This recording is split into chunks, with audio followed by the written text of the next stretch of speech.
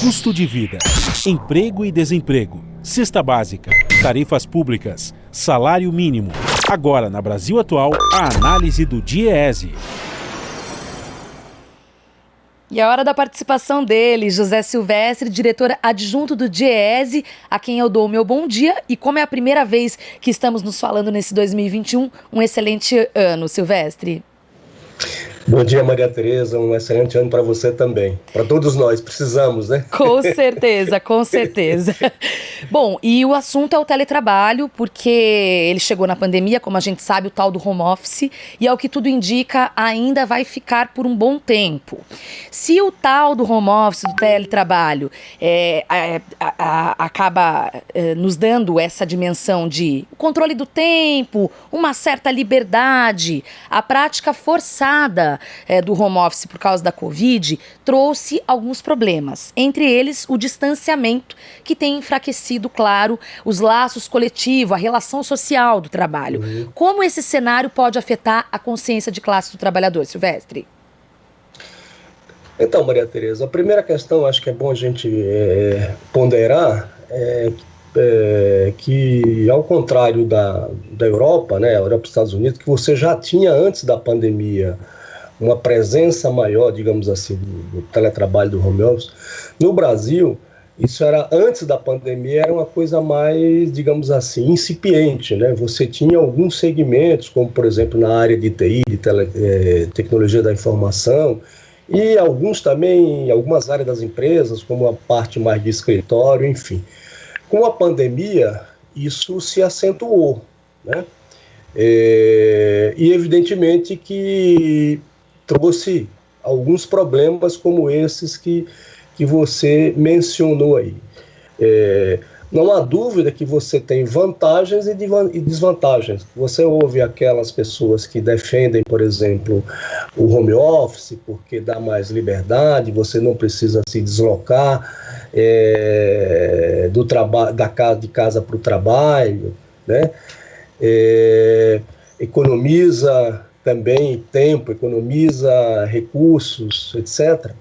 Você também tem a desvantagem, como, por exemplo, o fato e as empresas, né, as companhias têm observado isso, você tem a desvantagem de não ter o contato físico, não ter a relação, não ter a conversa, não ter o intervalo, o cafezinho, né, que é um momento onde as pessoas se encontram, conversam. E isso, de fato, se de um lado tem depoimentos mostrando que você teve ganho de produtividade com o teletrabalho, com o home office, de outro, há também uma queda, digamos assim, na criatividade, né?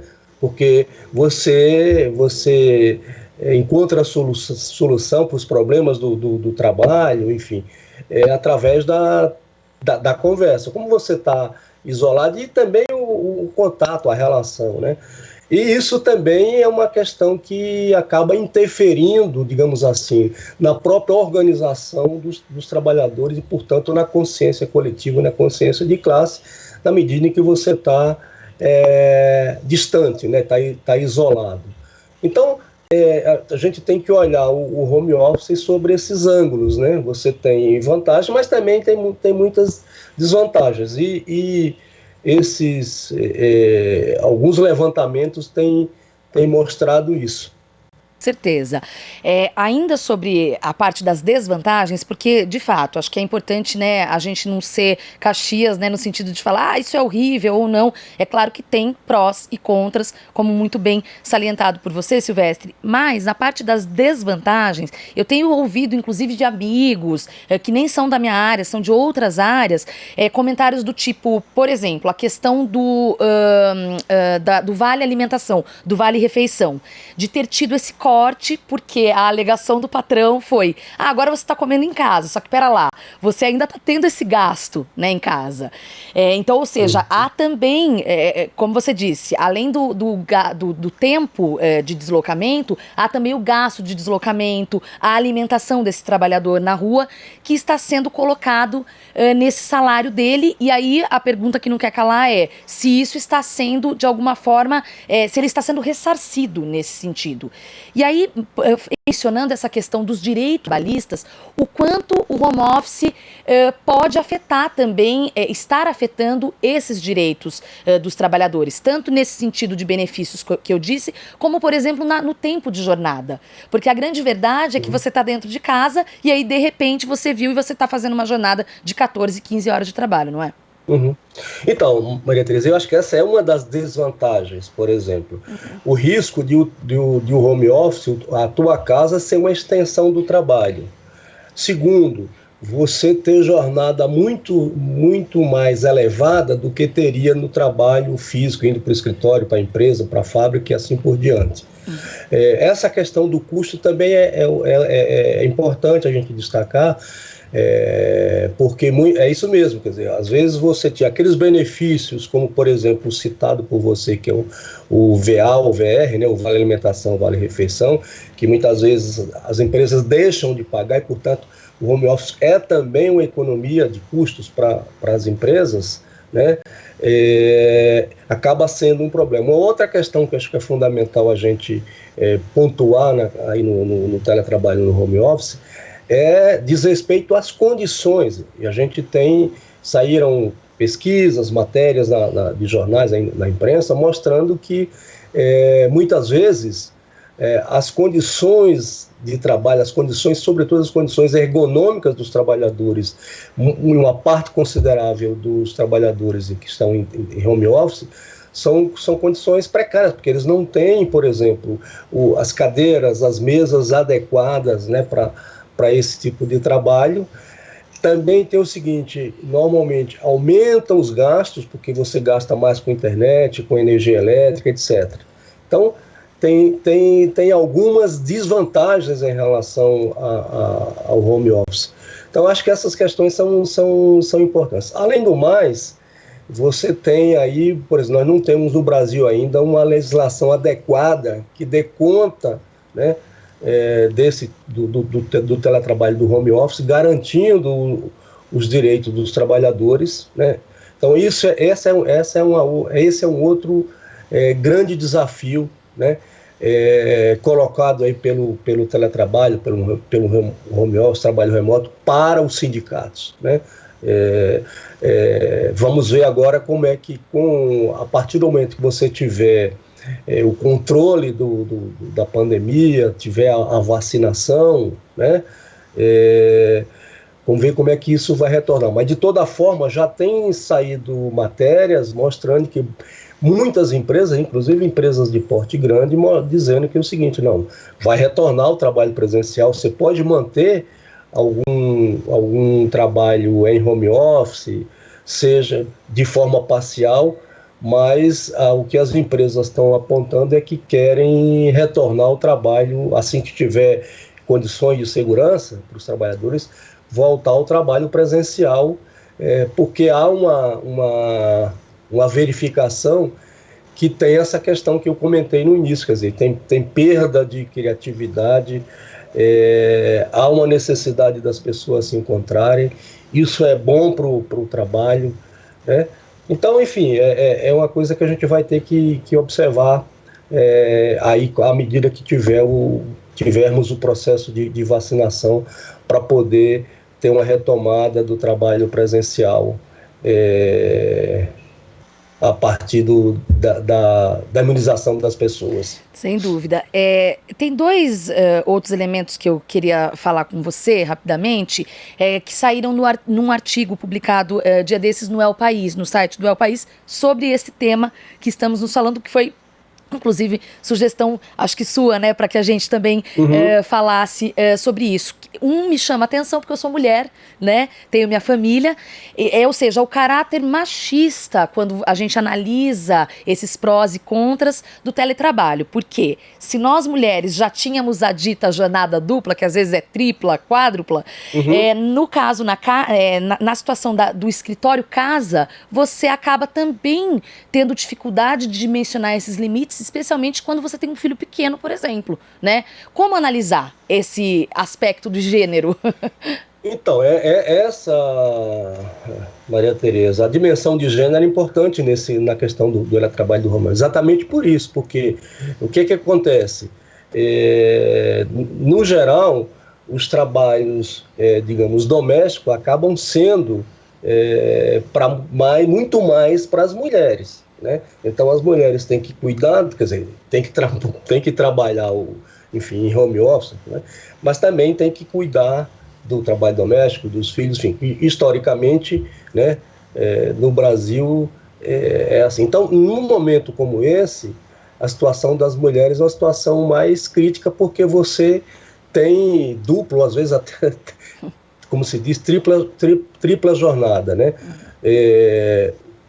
O que teria que ocorrer é que seria você ter uma divisão, digamos, dessas tarefas para não sobrecarregar as mulheres, né, no trabalho em home office. Eu acho que a propósito também da matéria do El País que você mencionou, quer dizer, você tem uma das questões que a matéria traz é a ideia da inteligência coletiva, né? Ou seja, você tem perda, né, da inteligência coletiva, segundo a matéria, essa pesquisa feita lá na Espanha, que o país traz, né? Então você tem uma redução do conhecimento, você tem uma coisa que eu já mencionei, que é a queda de criatividade das equipes, né? Porque você não compartilha o espaço físico, você não enfim, são essas questões. Agora eu queria só mencionar também, Maria Tereza, rapidamente, tudo bem. Alguns dados. Essa pesquisa, eu não sei se a PNAD Covid atualizou, mas eu estou com os dados aqui acho que é de julho, né, do ano passado. O Diese, inclusive, sistematizou essas informações, mostrando o seguinte: naquele momento, você tinha aproximadamente aí, 10% dos trabalhadores, dos ocupados, estavam em home office. Isso significava mais ou menos cerca de 8.400.000 pessoas. Mas o que chamava atenção nessa pesquisa era o perfil desses trabalhadores. Né? Porque quem é que estava em home office? Ou quem é que está em home office ainda? Primeiro, a maioria são pessoas não negras, certo? Ou seja, pessoas brancas. Sim. São pessoas com escolaridade mais elevada, ou seja, com curso superior, e são pessoas também que moram em domicílios próprios e também com faixa de renda, ou seja, na faixa de renda, do ponto de vista da proporção. Opa, tivemos uma queda aqui da conexão com o Silvestre. A gente vai tentar contatá-lo novamente, mas ele falava sobre uma situação que eu considero bastante fundamental, que é justamente a parte dos privilégios, né? Os privilégios, porque, de fato, não é todo trabalhador que consegue ficar no teletrabalho. Há trabalhos que exigem uma presença, e aí até dimensionando, já que a gente está vendo esse grande aumento, né, dos casos da Covid-19, ou seja, também existe a questão do privilégio de classes, que era sobre isso que o Silvestre estava falando, né, Silvestre? Pode ir. Exatamente, caiu a nossa conexão aqui. Então, eu estava falando exatamente isso. Quando você olha a proporção na faixa de renda, o que a gente observa? Cerca de 32% são pessoas que estão na faixa de renda acima de 3 salários mínimos, né? Então, esse é um outro dado. Quer dizer, quem na verdade estava, né, ou está em home office, são pessoas com esse perfil. E provavelmente são as pessoas que uma parcela dessas pessoas vão continuar em home office. Mas uma matéria que eu estava vendo essa semana, que saiu, aliás, hoje, uma matéria que saiu, acho que se não me falha a memória, foi no Valor Econômico, mostrando e depoimento de vários dirigentes de diversas empresas, mostrando que as empresas vão retomar o trabalho presencial. Ainda que continue com algum trabalho remoto, ou seja, um dia por semana, né, ou com algumas horas, mas todas as empresas falando que vão, todas aquelas áreas que sejam possível retomar o trabalho presencial, esse trabalho será retomado. E aí aponta uma série de questões para que volte ao trabalho presencial, né? Acha que tem um desgaste, que as pessoas estão cansadas, as pessoas precisam se reencontrar, precisam retomar também a criatividade, porque também tem uma coisa, né, Maria Tereza, a tendência é que ao longo do tempo, com o home office, a tendência é que a produtividade também caia. Tá? Sim. Porque essa questão de se encontrar, das pessoas se encontrarem no trabalho, alimenta, é bom, né, as pessoas se encontravam todos os dias. Então, acho que o home office veio para ficar, vai, mas vai ser uma pequena parcela. É o equilíbrio, né? É o tal do equilíbrio, que seria realmente o segundo elemento que eu ia citar, e você já contemplou muito bem, é encontrar um caminho de equilíbrio, né? Porque é isso, somos seres sociais e a gente precisa dessa sociabilidade nas nossas relações, e o trabalho também faz parte disso, né, Silvestre? Sim, é um dos... A gente passa uma parte considerável da nossa vida, né, Maria Tereza, no trabalho. Sim. Onde é que se dá a sociabilidade? É no trabalho, é na escola, enfim. Mas trabalho é uma dimensão importante da vida de todos nós. Com certeza. E o trabalho presencial. Com certeza, assim esperamos. Essa foi a participação de José Silvestre, diretor adjunto do DIEESE. Muito obrigada e até a próxima, Silvestre. Obrigado, Maria Tereza. Um bom dia para você. Bom dia. Você está ouvindo Jornal Brasil Atual. As notícias que os outros não dão.